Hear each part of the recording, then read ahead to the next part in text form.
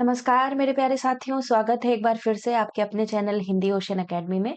आज हम लोग पढ़ने वाले हैं एक नई कहानी जिसका नाम है ईदगाह। ये आपने ज़रूर क्लास 6th या 7th में पढ़ी होगी, हिंदी साहित्य यदि आपका विषय रहा होगा, तो ईदगाह कहानी से आप अवगत होंगे और बहुत ही बढ़िया कहानी है। जब मैंने ये पहली बार कक्षा 6 या 7 में पढ़ी थी, तब ये कहानी को मैं सप्ताहों मतलब 1-2 सप्ताह तक तो भूल नहीं पाई थी और हमारी जो टीचर थी उन्होंने बहुत ही अच्छे से इसको पढ़ाया था, समझाया था। तो आपके ये नेट जेआरएफ के सिलेबस में लगी हुई है, इसको हम लोग पढ़ेंगे और बाकी जो इम्पोर्टेंट इसमें तथ्य आए हैं, उसकी भी चर्चा हम आगे करेंगे। तो ये कहानियाँ लगी हैं, इन कहानियों में अगर आप देखें सिलेबस में तो चंद्रदेव से मेरी बातें हो गई, धुलाई वाली पढ़ ली, एक टोकरी भर मिट्टी पढ़ ली, राही कहानी पढ़ ली और आज बारी है ईदगाह पढ़ने की। इसका प्रकाशन नोट कर लीजिएगा, 1933 में ईदगाह कहानी का प्रकाशन होता है, ठीक है? धीमे-धीमे हम लोग करते हुए पढ़ते हुए चल रहे हैं ताकि 21 की 21 कहानियाँ बहुत ही डिटेल में, बहुत ही अच्छी तरीके से हम लोग समझ सकें। इससे पहले यदि आपने हिंदी ओशन अकेडमी एप्लीकेशन को डाउनलोड नहीं किया और अपनी तैयारी को बेहतर बनाना चाहते हैं, तो इकाई 1 से लेके इकाई 10 तक बहुत ही डिटेल में पीडीएफ नोट्स के साथ में सभी चीज़ें आपको इसमें उपलब्ध हो जाएँगी। तो गूगल प्ले स्टोर से जाकर के एप्लीकेशन को ज़रूर डाउनलोड कीजिए। इसमें हमारा ये बैच चल रहा है पेपर 2 हिंदी साहित्य के नाम से, जिसमें आपको कंप्लीट इकाई 1 से लेके इकाई 10 तक पीडीएफ नोट्स, रिकॉर्डेड क्लासेस और जो भी अभ्यास प्रश्नोत्तरी हैं और रामचंद्र शुक्ल की पुस्तक की सीरीज़ वो आपको फ्री में इसमें मिल जाएगी। तो इसको ज़रूर विज़िट कीजिए और बहुत ही कम दाम में आप इस कोर्स को ले सकते हैं। लेटेस्ट ई-बुक है, ई-बुक अगर आप चाहें तो एप्लीकेशन से भी पढ़ सकते हैं और अगर आपको हार्ड कॉपी चाहिए इसकी अपने घर पर तो 7209973250 नंबर पर इस हार्ड कॉपी को ज़रूर मँगवाइए। इसमें बहुत ही डिटेल में बहुत ही अच्छी तरीके से और जो वो अपडेटेड नोट्स हैं वो उसमें शामिल किए गए हैं। इसको आप ज़रूर लीजिए और इससे अपनी तैयारी को बेहतर बना सकते हैं। जो बच्चे नहीं फ़ोन से पढ़ पाते हैं उनको किसी किताब की ज़रूरत होती है तो ये किताब आप ज़रूर पढ़िए। इससे काफ़ी लोगों का नेट क्लियर हुआ है। चलिए शुरू करते हैं आज की यह कहानी ईदगाह। जैसा कि मैंने बताया मुंशी प्रेमचंद जी की ये कहानी है। 1933 ईस्वी में ये प्रकाशित हुई थी। रमजान के पूरे 30 रोजों के बाद ईद आई है। कितने रोजों के बाद? 30 रोजों के बाद। कितना मनोहर, कितना सुहावना प्रभाव है। वृक्षों पर अजीब हरियाली है। खेतों में कुछ अजीब रौनक है। आसमान पर कुछ अजीब लालिमा है। आज का सूर्य देखो कितना प्यारा, कितना शीतल, यानी संसार को ईद की बधाई दे रहा है। गांव में कितनी हलचल है। ईदगाह जाने की तैयारियां हो रही हैं। किसी के कुर्ते में बटन नहीं है। पड़ोस के घर में सुई धागा लेने दौड़ा जा रहा है। किसी के जूते कड़े हो गए हैं, उनमें तेल डालने के लिए तेली के घर भागा जाता है। जल्दी जल्दी बैलों को सानी पानी दे दें।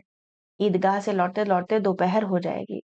3 कोस का पैदल रास्ता। तो ईदगाह कितना दूर था? 3 कोस का पैदल रास्ता था। फिर सैकड़ों आदमियों से मिलना भेंटना, दोपहर के पहले लौटना असंभव है। लड़के सबसे ज्यादा प्रसन्न हैं। किसी ने एक रोजा रखा है, वह भी दोपहर तक। किसी ने वह भी नहीं। लेकिन ईदगाह जाने की खुशी उनके हिस्से की चीज है। रोजे बड़े बूढ़ों के लिए होंगे, इनके लिए तो ईद है। रोज ईद का नाम रटते थे, आज वह आ गई। जब जल्दी पड़ी है कि लोग ईदगाह क्यों नहीं चलते? अब जल्दी पड़ी है कि लोग ईदगाह क्यों नहीं चलते? बच्चे हैं, उन लोग को तो हर बात में जल्दबाजी रहती है ना कि कितना जल्दी हम ईदगाह पहुँचे। इन्हें गृहस्थी चिंताओं से क्या प्रयोजन? सेवइयों के लिए दूध और शक्कर घर में है या नहीं, इनकी बला से। ये तो सेवइयाँ खाएँगे। सेवइयों के लिए दूध शक्कर है कि नहीं, इनका काम नहीं है।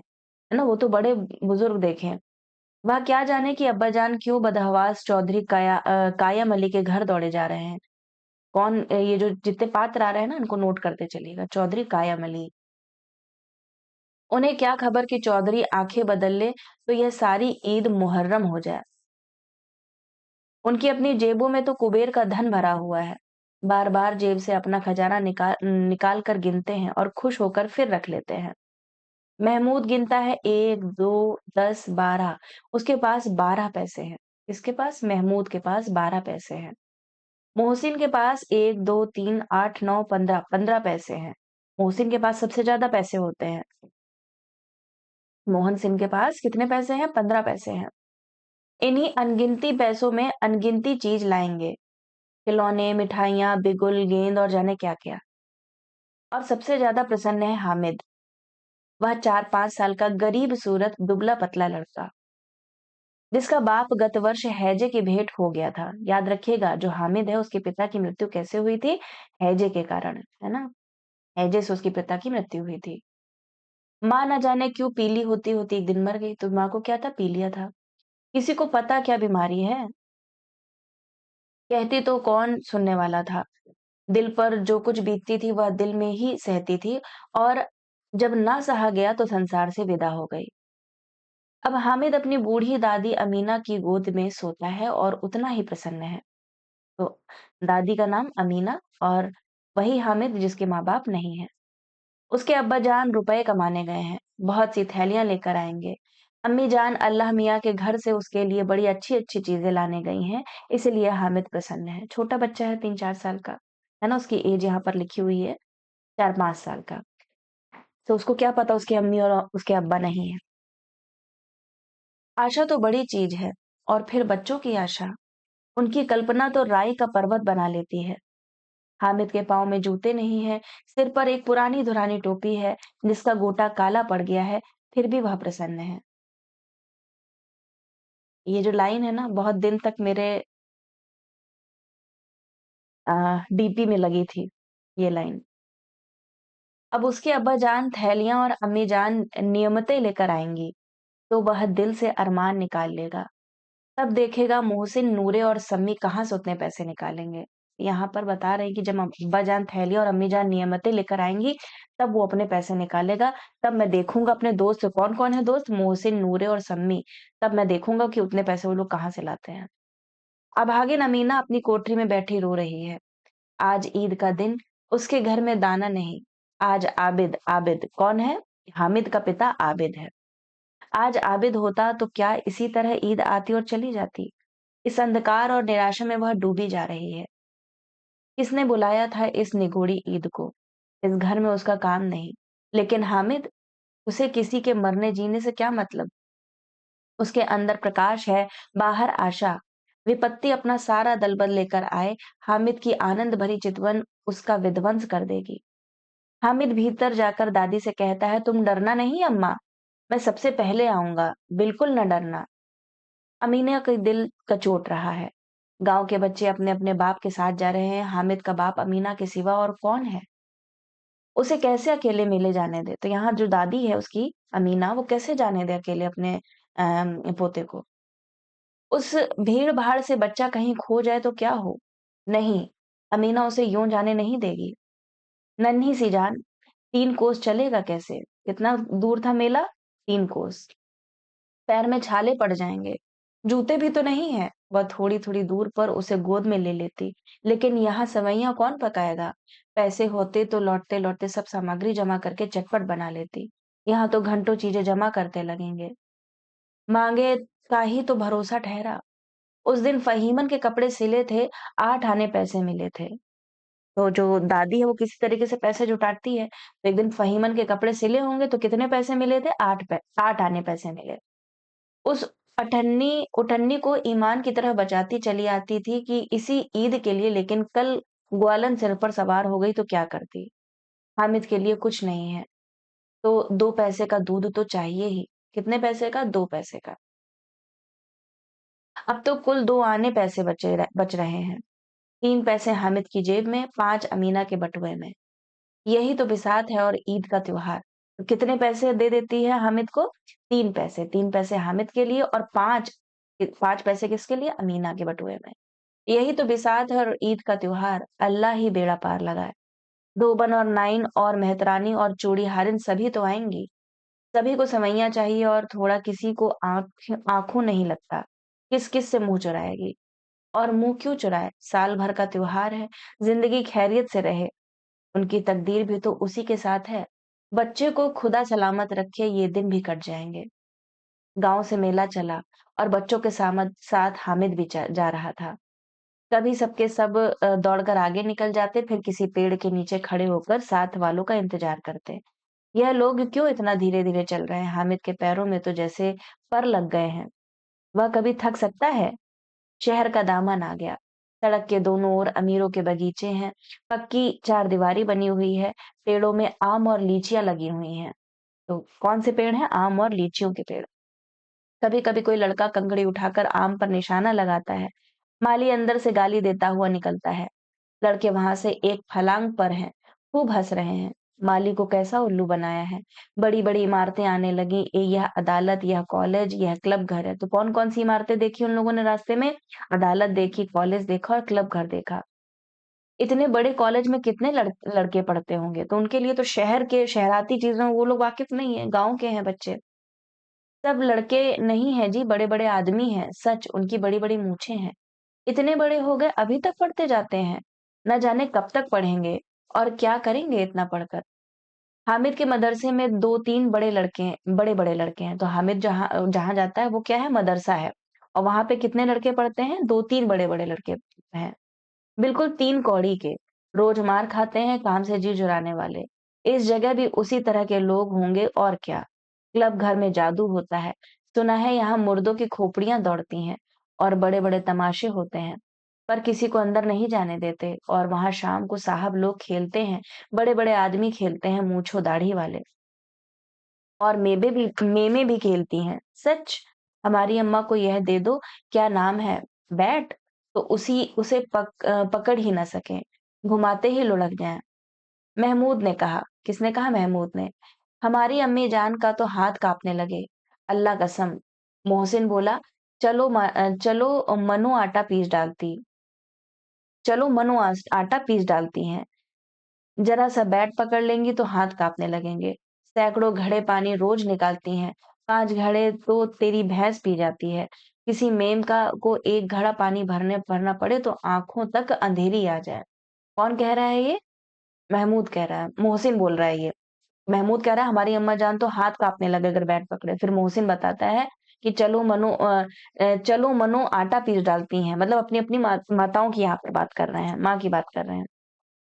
कि इतना काम करती हैं, ये मैम अगर इनको अगर इतना काम करना पड़ जाए तो आँखों की तरह अंधेरा छा जाए, ऐसा बताता है। कौन? मोहसिन। फिर महमूद कहता है, लेकिन दौड़ती तो नहीं, उछल-कूद तो नहीं सकती? मोहसिन कहता है, हाँ, उछल-कूद तो नहीं सकती लेकिन उस दिन मेरी गाय खुल गई थी और चौधरी के खेत में जा पड़ी थी। अम्मा इतना तेज दौड़ी कि मैं उन्हें ना पा सका, सच। आगे चलें? हलवाइयों की दुकानें शुरू हुईं। आज खूब सजी हुई थी। इतनी मिठाइयाँ कौन खाता? देखो ना, एक-एक दुकान पर मनु होंगी। सुना है रात को जिन्नात आकर खरीद ले जाते हैं। अब्बा कहते थे कि आधी रात को एक आदमी हर दुकान पर जाता है और जितना माल बचा होता है वह तुलवा लेता है और सचमुच के रुपए देता है। बिल्कुल ऐसे ही रुपए। हामिद को यकीन ना आया। ऐसे रुपए जिन्नात को कहाँ से मिल जाएंगी? मोहसिन ने कहा जिन्नात को रुपए की क्या कमी, जिस खजाने में चाहे चले जाएं, लोहे के दरवाजे तक उन्हें नहीं रोक सकते जनाब। आप हैं किस फेर में? हीरे जवाहरात तक उनके पास रहते हैं। जिससे खुश हो गए उसे टोकरों जवाहरात दे दिए। अभी यहीं बैठे हैं, 5 मिनट में कलकत्ता पहुंच जाए। हामिद ने फिर पूछा जिन्नात बहुत बड़े बड़े होते हैं? मोहसिन, एक एक सिर आसमान के बराबर होता है जी।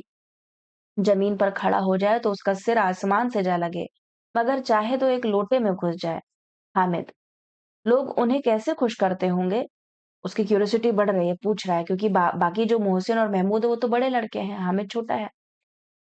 कोई मुझे यह मंत्र बता दे तो एक जिन्न को खुश कर लूं। मोहसिन, अब यह तो ना जानता लेकिन चौधरी साहब के काबू में बहुत से जिन्नात हैं। कोई चीज चोरी जाए, चौधरी साहब उसका पता लगा देंगे और चोर का नाम बता देंगे। जुमराती का बचवा उस दिन खो गया था। किसका बचवा? जुमराती का बचवा खो गया था। 3 दिन हैरान हुए, कहीं ना मिला। सब झक मारकर चौधरी के पास गए। चौधरी ने तुरंत बता दिया मवेशी खाने में है और वहीं मिला। जिन्नात आकर उन्हें सारे जहान की खबर दे जाते हैं। अब उसकी समझ में आ गया कि चौधरी के पास क्यों इतना धन है और क्यों उनका इतना सम्मान है। आगे चलें? यह पुलिस लाइन है। यहीं सब कांस्टेबल कवायद करते हैं। रैटन फाय फू। रात को बेचारे घूम-घूम कर पहरा देते हैं। नहीं चोरियां हो जाएं। मोहसिन ने प्रतिवाद किया। यह कांस्टेबल पहरा देते हैं? तभी तुम बहुत जानते हो अजी हजरत, यह चोरी करते हैं। शहर के जितने चोर डाकू हैं सब इनके मोहल्ले में जाकर जागते रहो पुकारते हैं, तभी इन लोगों के पास इतने रुपए आते हैं। मेरे मामू एक थाने में कांस्टेबल हैं। तो किसके मामू एक थाने में कांस्टेबल हैं? मोहसिन के मामू। ठीक है, याद रखिएगा, पूछा जा सकता है। मोहसिन के मामू, लिख लीजिए इसको। मोहसिन के मामू एक थाने में कांस्टेबल हैं। 20 रुपया महीना पाते हैं। कितना? 20 रुपया। लेकिन 50 रुपए घर भेजते हैं।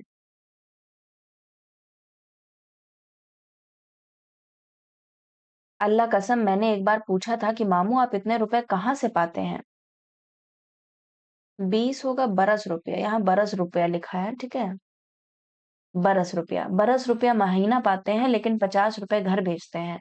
अल्लाह कसम, मैंने एक बार पूछा था कि मामू आप इतने रुपए कहाँ से पाते हैं? हंसकर कहने लगे, बेटा अल्लाह देता है। फिर आप ही बोले, हम लोग चाहें तो एक दिन में लाखों मार लाएं, हम तो इतना ही लेते हैं जिसमें अपनी बदनामी ना हो और नौकरी ना चली जाए। हामिद ने पूछा, यह लोग चोरी करवाते हैं तो कोई इन्हें पकड़ता नहीं? मोहसिन उसकी नादानी पर दया दिखाकर बोला, अरे पागल, इन्हें कौन पकड़ेगा? पकड़ने वाले तो ये लोग खुद हैं, लेकिन अल्लाह इन्हें सजा भी खूब देता है। हराम का माल हराम में जाता है।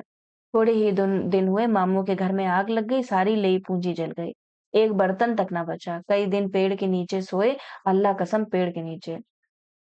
फिरन जाने कहाँ से 100 रुपए 100 कर्ज लाए तो बर्तन भाड़े आए। हामिद, 100 तो 50 से ज्यादा होते हैं ना? कहाँ 50, कहाँ 100? 50 एक थैली भर होता है। 100 तो 2 थैलियों में भी ना है। अब बस्ती घनी घनी होने लगी। तो यहाँ पर ये लोग बातें, जो बच्चों वाली बातें, वो सब करते हुए जा रहे हैं। पूछता है कि 50 तो 100 से ज्यादा होता है ना? तो कहता है 100 तो एक थैली में आ जाएगा, लेकिन जो 200 होता है वो 2 थैलियों में भी ना है। अब बस्ती घनी होने लगी, ईदगाह जाने वालों की टोलियां नजर आने लगी। एक से एक भड़कीले वस्त्र पहने हुए, कोई इक्के तांगे पर सवार, कोई मोटर पर। सभी इत्र में बसे, सभी के दिलों में उमंग। ग्रामीणों का यह छोटा सा दल अपनी विपन्नता से बेखबर, संतोष और धैर्य में मगन चला जा रहा था। बच्चों के लिए नगर की सभी चीजें अनोखी थीं।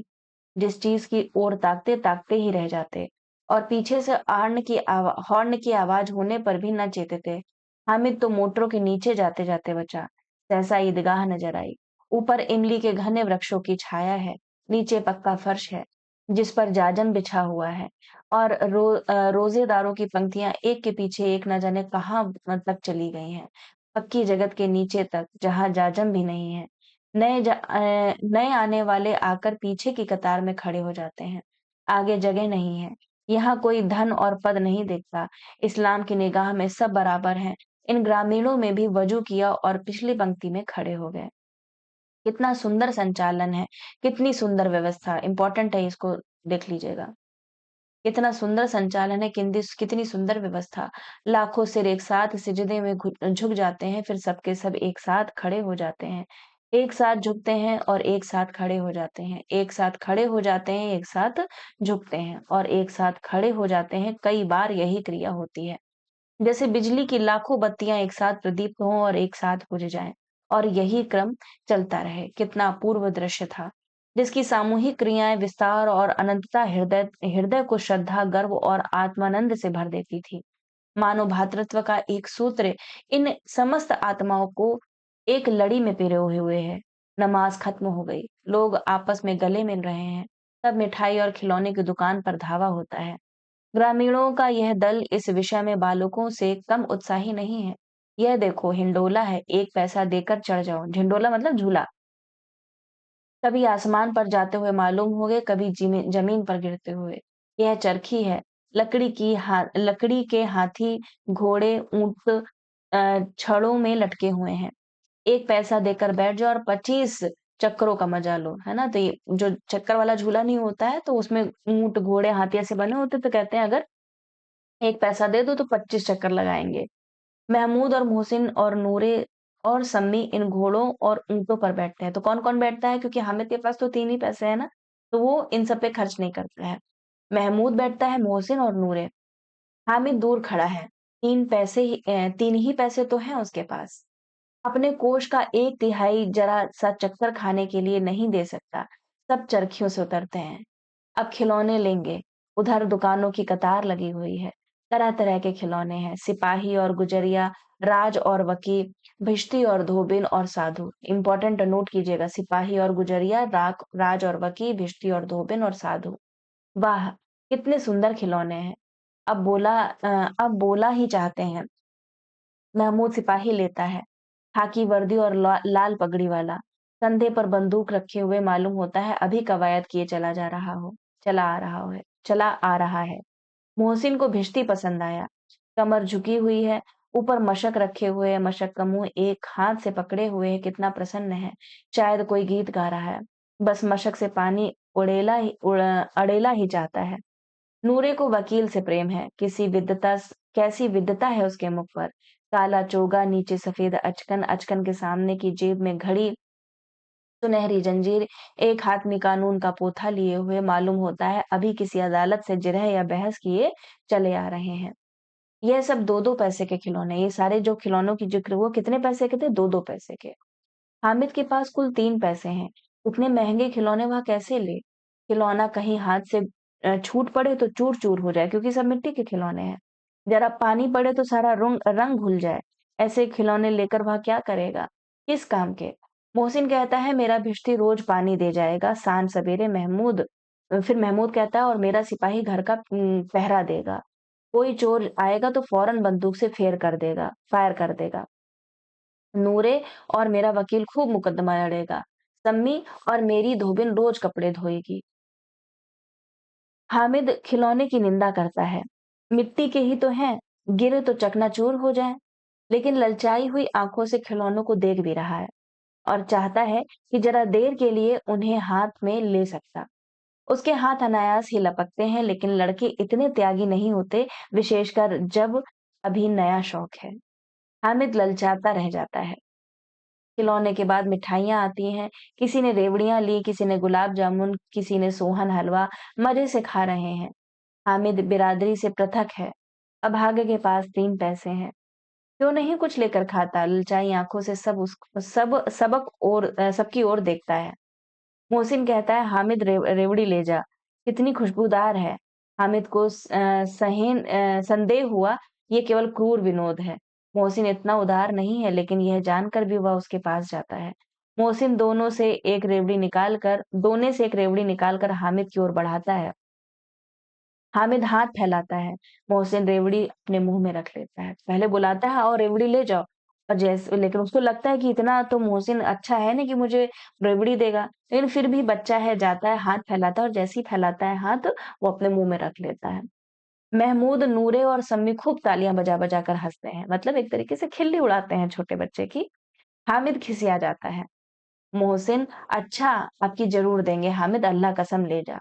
हामिद, रखे रहो। क्या मेरे पास पैसे नहीं हैं? सम्मी, 3 ही पैसे तो हैं, 3 पैसे में क्या-क्या लोगे? महमूद, हमसे गुलाब जामुन ले जाओ हामिद। मोहसिन बदमाश है। हामिद, मिठाई कौन बड़ी नेमत है, किताब में इसकी कितनी बुराइयाँ लिखी हैं। तो यहाँ पर वो हामिद जो है इतना छोटा बच्चा और कहता है कि किताबों में तो मिठाइयों की बहुत सारी बुराइयाँ लिखी होती हैं कि मिठाइयाँ नहीं खानी चाहिए। मोहसिन, लेकिन दिन में कह रहे होगे कि मिले तो खा लें, अपने पैसे क्यों नहीं निकालते? महमूद, इस समझते हैं इसकी चालाकी हम समझते हैं इसकी चालाकी। जब हमारे सारे पैसे खर्च हो जाएँगे तो हमें ललचा-ललचा कर खाएगा। मिठाइयों के बाद कुछ दुकानें लोहे की चीज़ों की, कुछ गिलट और कुछ नकली गहनों की। लड़कों के लिए यहाँ कोई आकर्षण ना था। वे सब आगे बढ़ जाते हैं। हामिद लोहे की दुकान पर रुक जाता है। कई चिमटे रखे हुए थे। उसे ख़्याल आया दादी के पास चिमटा नहीं है। तवे से रोटियाँ उतारती है तो हाथ जल जाता है। अगर वह चिमटा ले जाकर दादी को दे दे, वह कितना प्रसन्न होगी। फिर उनकी उँगलियाँ कभी ना जलेंगी। घर में एक काम की चीज़ हो जाएगी। खिलौने से क्या फ़ायदा? व्यर्थ में पैसे खराब होते हैं। ज़रा देर ही तो खुशी होती है खिलौने लेकर। फिर तो खिलौने को कोई आँख उठाकर भी नहीं देखता। यह तो घर पहुँचते-पहुँचते टूट-फूट कर बराबर हो जाएँगे। चिमटा कितने काम की चीज़ है। रोटियाँ तवे से उतार लो, चूल्हे में सेंक लो। कोई कोई आग माँगने आए तो चटपट चूल्हे से आग निकाल कर उसे दे दो। अम्मा बेचारी को कहाँ फुर्सत है कि बाजार आए और इतने पैसे ही कहाँ मिलते हैं, रोज हाथ जला लेती हैं। हामिद के साथ ही आगे बढ़ गए हैं। सबील पर सबके सब शरबत पी रहे हैं। देखो, सब कितने लालची हैं। इतनी मिठाइयाँ ली, मुझे किसी ने एक भी ना दी। उस पर कहते हैं मेरे साथ खेलो, मेरा यह काम करो। अब अगर किसी ने कोई काम करने को कहा तो पूछूंगा, खाए मिठाइयाँ, आप मुंह सड़ेगा, फोड़े फुंसियाँ निकलेंगी, आप ही जबान चटोरी हो जाएगी। तब घर से पैसे चुराएंगे और मार खाएंगे। किताब में झूठी बातें थोड़ी ही लिखी हैं, तो यहाँ पर किताबों की ज्ञान वो बताता है कि मुझसे काम करवाते हैं और मुझे एक भी मिठाई नहीं देते हैं। मेरी जबान क्यों खराब होगी? अम्मा चिमटा देखते ही दौड़कर मेरे हाथ से ले लेंगी और कहेंगी मेरा बच्चा अम्मा के लिए चिमटा लाया है, कितना अच्छा लड़का है। इन लोगों के खिलौने पर कौन इन्हें दुआएं देगा?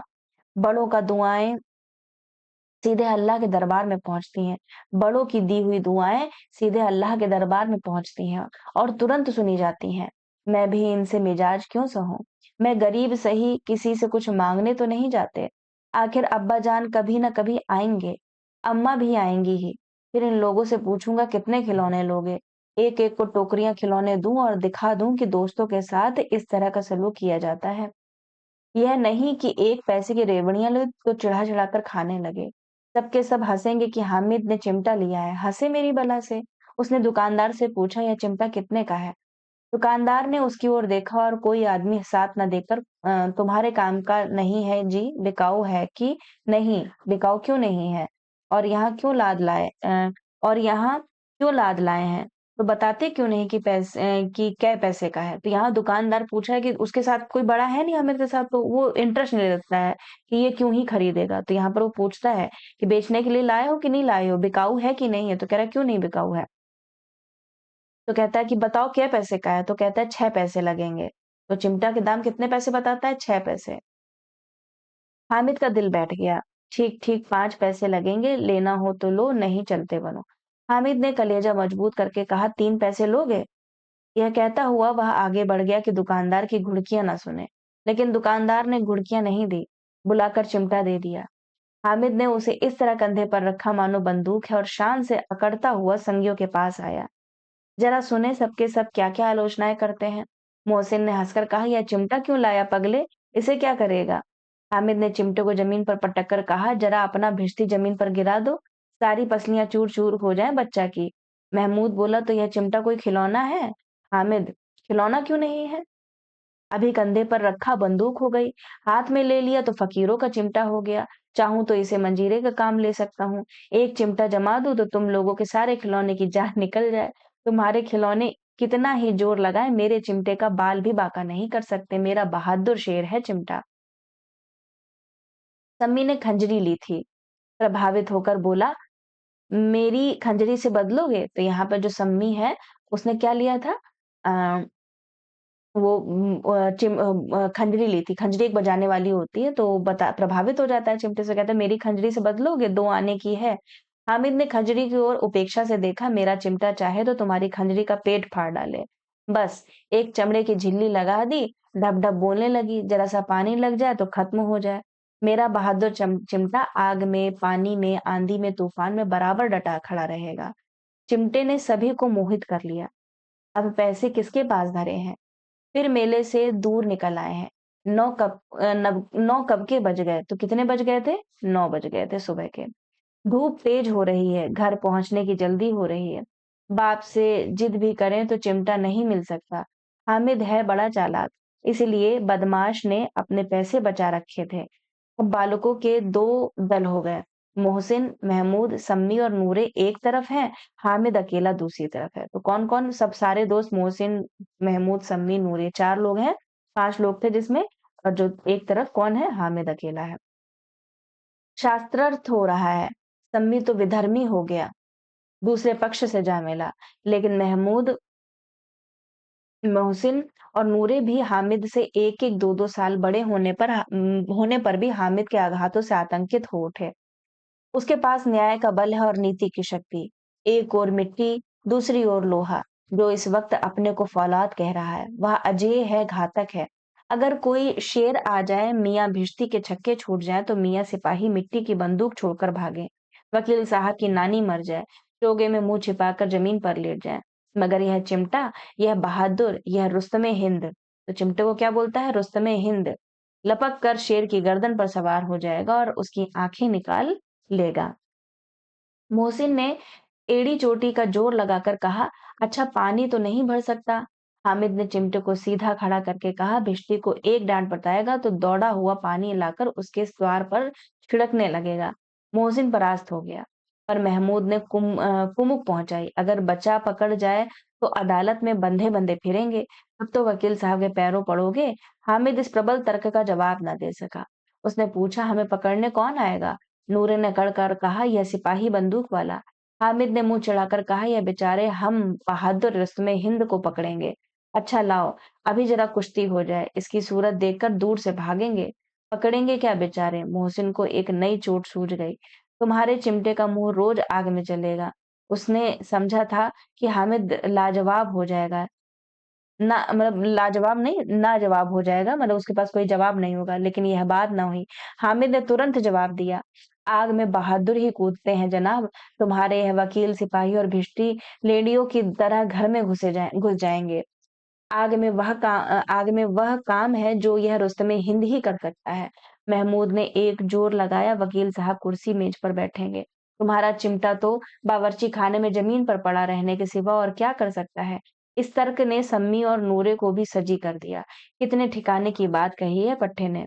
चिमटा बावर्ची खाने में पड़ा रहने के सिवा और क्या कर सकता है? हामिद को कोई फड़कता हुआ जवाब न सूझा, तो उसने धांधली शुरू की। मेरा चिमटा बावर्ची खाने में नहीं रहेगा। वकील साहब कुर्सी पर बैठेंगे तो जाकर उन्हें जमीन पर पटक देगा और उनका कानून उनके पेट में डाल देगा। बात कुछ बनी नहीं, खाली गाली गलौज थी। लेकिन कानून को पेट में डालने वाली बात छा गई। ऐसी छा गई कि तीनों सूरमा मुँह ताकते रह गए, मानो कोई धेलचा कान कौवा किसी गंडे वाले कनकौवे को काट गया हो। कानून मुँह से बाहर निकलने वाली चीज़ है, उसको पेट में अंदर डाल दिया जाना बेतुकी सी बात होने पर भी कुछ नयापन रखती है। हामिद ने मैदान मार लिया, उसका चिमटा रुस्तमे-हिंद है। अब उस इसमें मोहसिन, महमूद, नूरे, सम्मी किसी को भी आपत्ति नहीं हो सकती। विजेता को हारने वाले से जो सत्कार मिलना स्वाभाविक है, वह हामिद को भी मिला। औरों ने 3-3, 4-4 आने पैसे खर्च किए पर कोई काम की चीज़ ना ले सके। हामिद ने 3 पैसे में रंग जमा लिया। सच ही तो है, खिलौने का क्या भरोसा, टूट-फूट जाएँगी। हामिद का चिमटा तो बना रहेगा, बरसों। संधि की शर्तें तय होने लगी। मोहसिन ने कहा, जरा अपना चिमटा दिखा दो, हम भी देखें। तुम हमारा भिश्ती लेकर देखो। महमूद और नूरे ने भी अपने-अपने खिलौने पेश किए। हामिद को इन शर्तों को मानने में कोई आपत्ति न थी। चिमटा बारी-बारी से सबके हाथ में गया और उनके खिलौने बारी-बारी से हामिद के हाथ में आए। कितने खूबसूरत खिलौने हैं, हामिद ने हारने वालों के आंसू पोंछे। मैं तुम्हें चिढ़ा रहा था, सच यह चिमटा भला इन खिलौनों की क्या बराबर करेगा? मालूम होता है अब बोले। लेकिन मोहसिन की पार्टी को इस दिलासे से संतोष नहीं होता। चिमटे का सिलका खूब बैठ गया है। चिपका हुआ टिकट अब पानी में नहीं छूट रहा है। मोहसिन, लेकिन इन खिलौनों के लिए कोई हमें दुआ तो ना देगा? महमूद, दुआ को लिए फिरते हो, उल्टे मार ना पड़े। अम्मा ज़रूर कहेंगी कि मेली में यह मिट्टी के खिलौने मिले। हामिद को स्वीकार करना पड़ा कि खिलौने को देखकर किसी की माँ इतनी खुश ना होगी जितनी दादी चिमटे को देखकर होगी। 3 पैसे ही तो उसे सब कुछ करना था, 3 पैसों में ही तो उसे सब कुछ करना था और उन पैसों के इस उपाय पर पछतावे की बिल्कुल ज़रूरत ना थी। फिर अब तो चिमटा रुस्तमे-हिंद है और सभी खिलौनों का बादशाह। रास्ते में महमूद को भूख लगी। उसके बाप ने केले खाने को दिए थे। किसके? महमूद के। महमूद ने केवल हामिद को साझी बनाया। उसके अन्य मित्र मुँह ताकते रह गए। यह उस चिमटे का प्रसाद था। 11 बजे गाँव में हलचल मच गई। कितने बजे ये लोग पहुँचे? लगभग 11 बजे। मेले वाले आ गए। मोहसिन की छोटी बहन दौड़कर भिश्ती उसके हाथ से छीन ली। है ना? तो मोहसिन की छोटी बहन जो है, भिश्ती जो उसने खरीदा उसके हाथ से छीन लिया और मारी खुशी के जा उछली। तो मियाँ भिश्ती नीचे आ रहे और सुरलोक सिधारे। इस पर भाई-बहन में मारपीट हो गई। मतलब जैसे उसकी बहन ने छीना, वो गिर गया खिलौना और वो टूट गया, तो दोनों भाई-बहनों में मारपीट हो गई। दोनों खूब रोए। उसकी अम्मा यह चोट सुनकर बिगड़ी और दोनों को ऊपर से 2-2 चाँटे और लगाए। मियाँ नूरे के वकील का अंत उनके प्रतिष्ठानुकूल इससे ज़्यादा गौरवमय हुआ। वकील ज़मीन पर या ताक पर हो नहीं बैठ सकता। उसकी मर्यादा का विचार तो करना ही होगा। दीवार में खूंटियाँ गाड़ी गईं। उन पर लकड़ी का एक पटरा रखा गया। पटरे पर कागज का कालीन बिछाया गया। वकील साहब राजा भोज की भांति सिंहासन पर विराजे। नूरे ने उन्हें पंखा झलना शुरू किया। अदालतों में खर की टट्टियाँ और बिजली के पंखे रहते हैं। क्या यहाँ मामूली पंखा भी ना हो?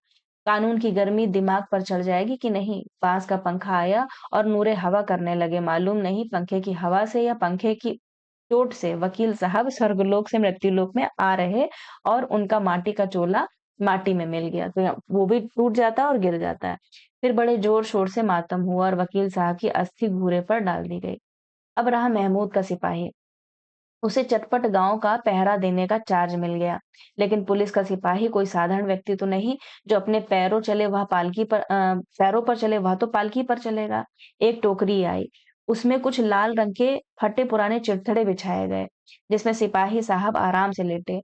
नूरे ने यह टोकरी उठाई और अपने द्वार का चक्कर लगाने लगे। उनके दोनों छोटे भाई सिपाही की तरह छाने वाले जागते रहो पुकारते रहे, सोने वाले जागते रहो। मगर रात तो अंधेरी होनी चाहिए। नूरे को ठोकर लग जाती है। टोकरी उसके हाथ से छूटकर गिर पड़ती है और मियाँ सिपाही अपनी बंदूक लिए जमीन पर आ जाते हैं और उनकी एक टांग में विकार आ जाता है। मतलब उनका जो सिपाही होता है वो भी टूट जाता है। महमूद को आज ज्ञात हुआ कि वह अच्छा डॉक्टर है। उसको ऐसा मरहम मिल गया जिससे वह टूटी टांग को आनन-फानन में जोड़ सकता है। केवल गूलर का दूध चाहिए। किसका दूध चाहिए? गूलर का।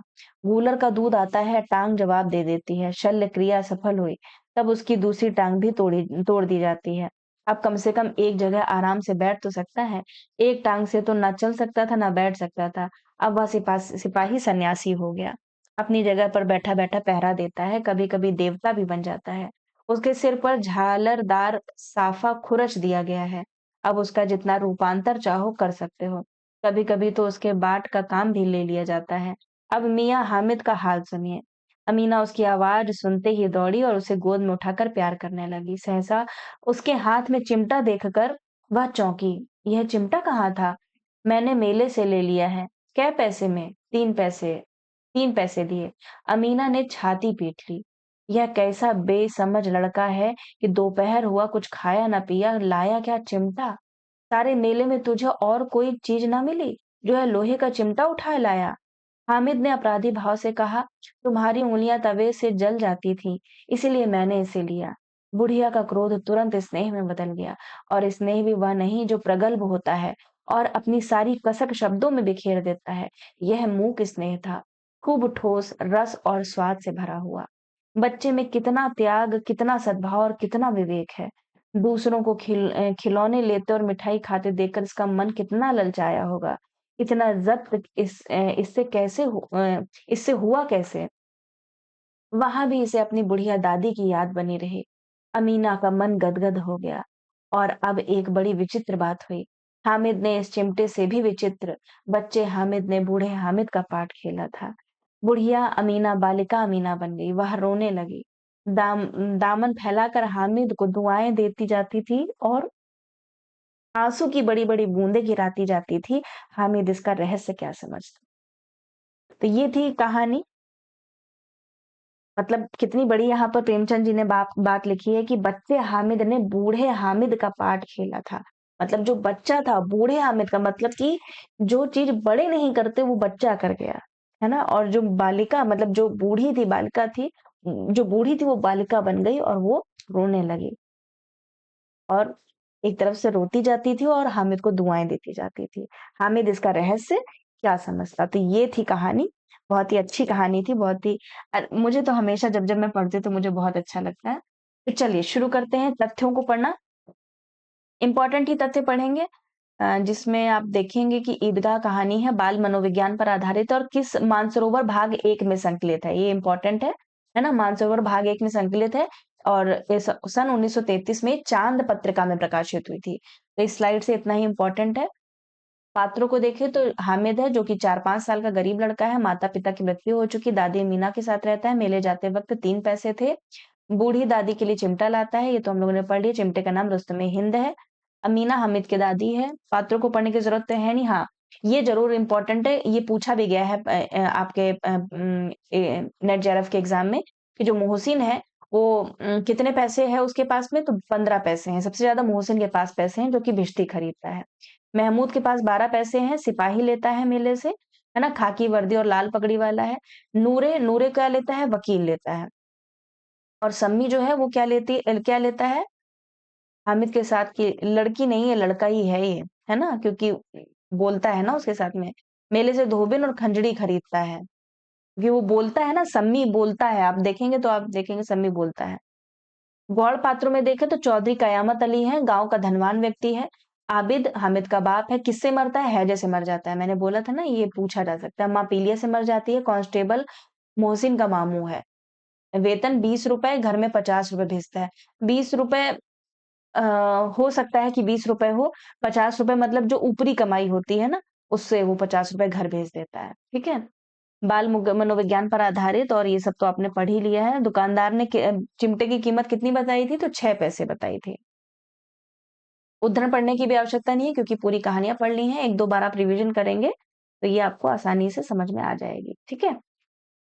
तो वीडियो कैसा लगा बताइएगा ज़रूर, और कमेंट में अपना अम, विचार ज़रूर प्रकट कर दिया करिए। मुझे और पढ़ाने की इच्छा होती है ना?